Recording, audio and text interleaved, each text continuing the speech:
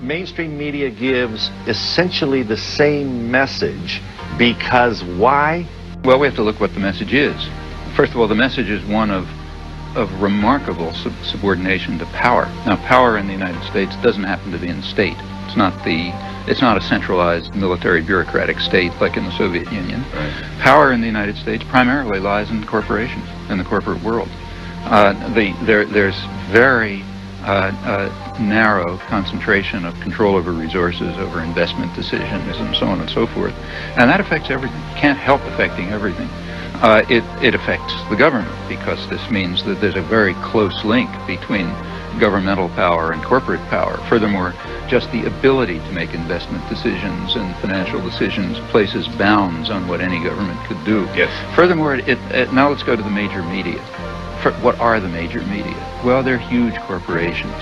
Okay, the New York Times, Washington Post, NBC, they first of all are large corporations, so quite profitable ones, in fact. Secondly, they're parts of even bigger conglomerates, like, Westinghouse and GE and so on. Now, like any corporation, they sell a product on a market. This is a market, roughly a kind of a state-guided market society. What's the product and what's the market? Well, the market's advertisers. That is, other businesses. So they're selling a product to other businesses. Corporations are selling a product to other businesses. What's the product? Well, the product is audiences. Now, for the major media, the ones that kind of set the agenda, they're selling elite audiences, privileged audiences.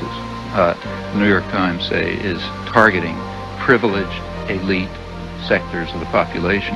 That's their audience, and they're trying to sell that audience to other businesses.